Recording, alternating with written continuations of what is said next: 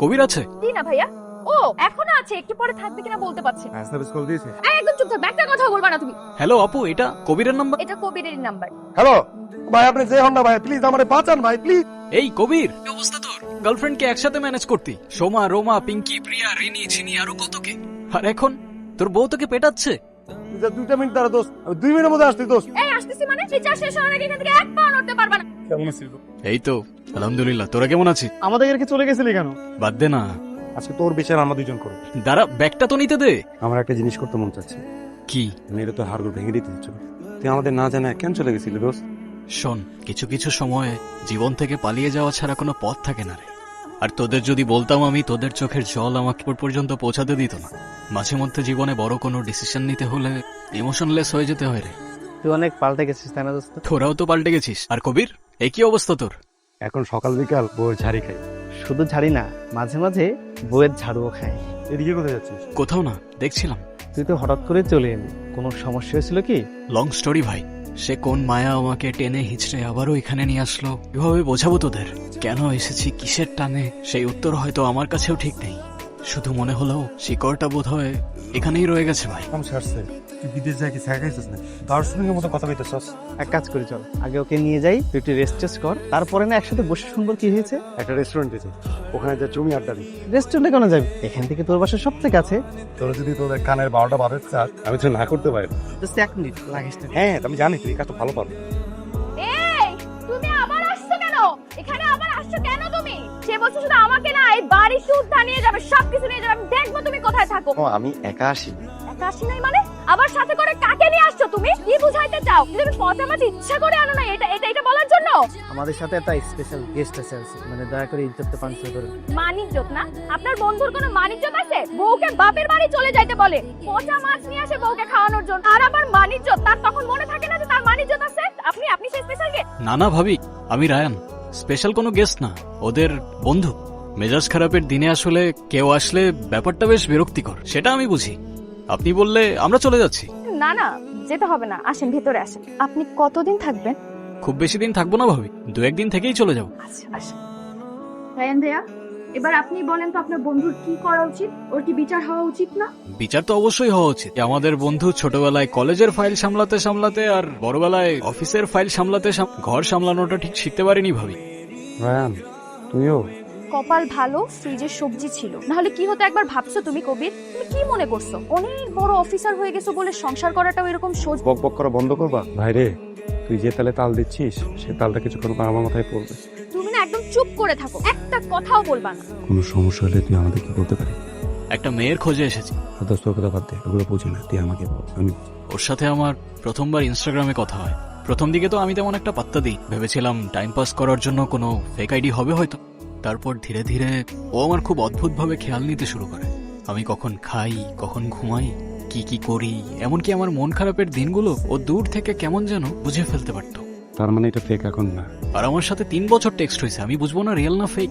আমার 3 দিনের ছুটি আছে। এই কর্পোরেট, তুই ছুটি নি, একদম মেয়ের বাড়িতে যে বিয়ের পাকাপোক্ত কথা বলে আসি। আচ্ছা ঠিক আছে, আর যদি আমার একটা মিটিং আছে, কোনো সমস্যা নেই। সেই কখন থেকে দুপুর থেকে কল করে যাচ্ছে, একবার কেটে যায়, ফরওয়ার্ড হয়। কি নাম্বার ম্যানেজ করছিস তুই ভাই? নতুন একটা সোর্স লাগাইছি, কালকে দিনের মধ্যে একটা ব্যবস্থা হবেই তো। আবে রাখ তোর সোর্স, তোর দেখছি না আমি সোর্স। ঘোড়ার ডিমের নাম্বার বের করছো তুমি। 3 দিন ধরে খুঁজে যাচ্ছি, রাত থেকে দিন, দিন থেকে রাত হয়েই যাচ্ছে। দোস্ত, আমাকে আর কালকে দিনের সময় দে। আমি যদি না বের করতে পারি, আমি আমার চাকরি ছেড়ে দেবো। যা, চ্যালেঞ্জ করো দোস্ত। এতটুকু হেল্প করতে পারতাছিস না তোরা আমার? তুই না চাপাবাজি কম কর, বুঝেছিস? তুই তোর অন্য সোর্সগুলো কাজে লাগা। ভাই, আমি আমার মতো ট্রাই করতেছি। আচ্ছা ওঠ তোরা, ওঠ। কালকে মতো একটা ব্যবস্থা। কালকে সকালে খুঁজতে বেরোবো। দোস্ত, এখনো ঘুম আস নাই? ঘুম আসছে না ভাই। কেমন কথা দোস্ত? আমি তো শুইলে ঘুম আসে, তোর কেন আসবে? সারাক্ষণ ওর কথা মনে পড়ছে, জানি না আমি ওকে কিভাবে খুঁজে পাবো। তুই জাস্ট একটা ক্লু আমারে দে, আমি 1 মিনিটের মধ্যে তোর ভালোবাসাকে তোর চোখের সামনে নিয়ে আসবো। তুই যদি কোনো ক্লু না দিস, 18 কোটি দেশের জনসংখ্যার মধ্যে মেয়েকে তুই কেমনে খুঁজে পাবো? আমি ওকে খুঁজে পাবো, আমি জানি আমি ওকে খুঁজে পাবো। এটা শুধু আমার ধারণা না, এটা আমার বিশ্বাস। আর যেখানে বিশ্বাস থাকে সেখানে পথ আপনা আপনি তৈরি হয়ে যায়। তোরা তোদের কাজ কর না, ঘুমা যা। এ ভাই শোন না, তুই যে ছবি দিয়েছিস না, মেয়েটা সুন্দর, মানে মেয়েটার এক পাশে বোঝা যাচ্ছে আর এক পাশে বোঝা যাচ্ছে না। আপাতত ঠিকানা ম্যানেজ কর। পেয়েছি। পেয়েছিস? চল এখন গাড়ি। আরে দাঁড়া, ও ঠিকানা না, তাহলে ওর একটা ফ্রেন্ড আছে, নাম রেহানা, পলিটেকনিক্যাল কলেজে পড়ে, 2nd ইয়ার। তুই কি কোনোভাবে আমার শালীর কথা বলতেছিস? কিন্তু ও তো ক্লাস 2 তে পড়ে দোস্ত। বললামই তো সেকেন্ড ইয়ার। কোন পলিটেকনিক্যাল কলেজ? তা তো জানি না। তুই যে ভয়াবহ অ্যাডভেঞ্চার শুরু করেছিস তাতে সিন্দাবাদ তোকে ফেল মারবে। তুই তো এডুকেশন মিনিস্ট্রিতে আছিস না? তাহলে তুই একটা লিস্ট বের কর সেকেন্ড ইয়ারের। 3টা বাজে, রাত 3টার সময় আমার সার্ভারও ঘুমাচ্ছে, আমিও ঘুমাবো। এই শব্দ করিস না, শব্দ করিস না। তুই কি শিওর ও এই কলেজেই পড়ে? আমি বা কিসের? শোন, আমার কলিগ হচ্ছে সচিক, ওর শালেই কলেজে পড়ে। আমি একদম পাকাপোক্ত খবর নিয়ে আসছি। চল তাহলে। এই যে বাম দিক, আমরা দুজন কেয়ারটেকারের সাথে কথা বলে আসি। ঠিক আছে, যা।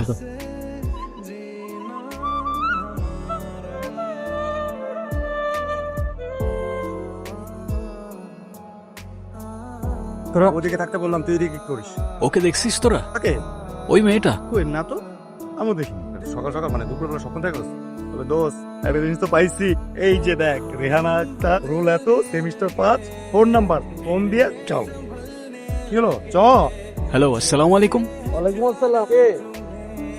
রেহানা আছে? রেহানার কি দরকার আপনার? আমি আসলে রেহানার থেকে একটু ইনফরমেশন নিতে চাচ্ছিলাম। আমি একজনকে খুঁজছি যার ইনফরমেশন রেহানার কাছে আছে। ওর সাথে একটু কথা বলা যাবে?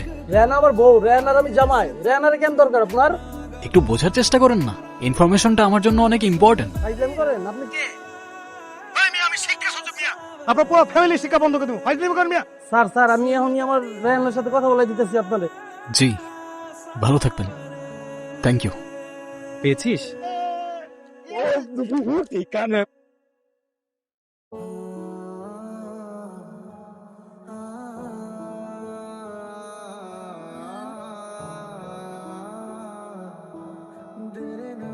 কবে আসলেন?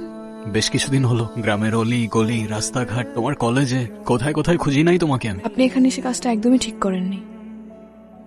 এর থেকে ভালো কাজ হয়তো আমি আমার জীবনে আর একটাও করি। অচিনপুরের সেই কন্যাকে দেখতে তো পেলাম। দেখতে এসেছেন, দেখেছেন, এবার চলে যান। মানে আমি তোমার জন্য এত দূর থেকে আসলাম, এত কষ্ট করে তোমাকে খুঁজে বের করলাম, আর আসতে না আসতেই বিদায় দিয়ে দিলে। আগামী শুক্রবার আমার বিয়ে। তোমার বিয়ে? হ্যাঁ, মানে? এক বয়স্ক লোকের সাথে আমার বাবা আমার বিয়ে ঠিক করেছে। তার কাছে অনেক টাকা ঋণী। এই বিয়েতে রাজি না হলে হয়তো আমাদের যে আশ্রয়ের বাড়িটা সেটাও থাকবে না। আর তুমি তুমি এই বিয়েতে খুশি? আমাদের মতো মেয়েদের কপালে খুশি শব্দটা বড্ড বেমানান। এটাই হয়তো আমাদের নিয়তি। মুসাফির তার গন্তব্য খুঁজে তো পেল, কিন্তু গন্তব্যে আসার পর জানতে পারলো তার গন্তব্যের মানুষটা ততক্ষণে অন্য কারোর হয়ে গেছে। জীবন হয়তো এমনই, খালি মায়া বাড়ায়। আর তোমার তো নামই মায়া, কাটবে কি করে জানি না। আপনি এখান থেকে চলে যান। চলে তো যাবই, কিন্তু তার আগে 24 ঘন্টা তোমার আর তোমার ফ্যামিলির সাথে আমি কাটাতে চাই। কখনো তো কিছু চাইনি তোমার কাছে। মনে করো এটাই প্রথম আর এটাই শেষ। ছেলেকে এভাবে বাইরে দাঁড় করিয়ে রাখবে? ইলিশ মাছ? ইলিশ মাছ তুমি আনতে গেলে কেন? মায়ের বাবাই তো আনতে পারে। কেন মা, আমি আনতে পারি না? আমি তোমার ছেলে না? আমি তোমার জন্য সুন্দর করে দু পেঁয়াজা রান্না করে খাওয়াচ্ছি। বাজারটা করা কি খুব দরকার ছিল? এই নিন গুড়মুড়ি। আমাদের এখানে সন্ধ্যা হলে এটা খায়। আপনি খেয়ে দেখতে পারেন, ভালো লাগবে। তাই নাকি? ভাইয়া ভাইয়া আমাকে একটা গল্প শোনানো, মা সবসময় ঘুমানোর আগে গল্প শোনা। গল্প? শোনান। গল্প শুনবে? এক দূর দেশে থাকতো এক রাজকুমার, আর তার পছন্দের রাজকুমারী অন্য এক দেশে। কিন্তু একদিন হঠাৎ করে রাজকুমারী রাজকুমারের সাথে কথা বলা বন্ধ করে দিল। কিন্তু তারপর কি হলো? দেখতে পেল রাজকুমারীর একটা দুষ্ট দৈত্যের সাথে বিয়ে ঠিক হয়ে গেছে। হয়েছে, থাক, এত মায়া করতে হবে না। অনেক রাত হয়েছে, চলো ঘুমাইতে চলো। আপনার জন্য মা বড় ঘরে বিছানা পেতে রেখেছে, আর নতুন কম্বলও বের করে দিয়েছে। ভালো থেকো, আর সবাইকে আগলে রেখো। আসি।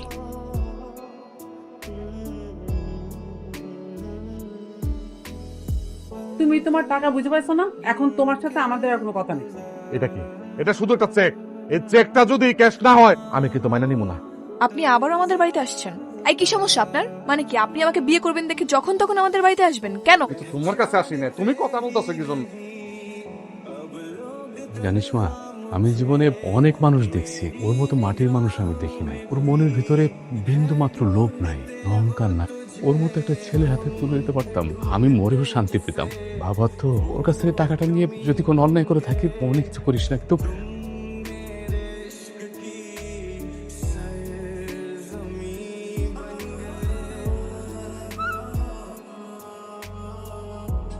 তুমি এখানে?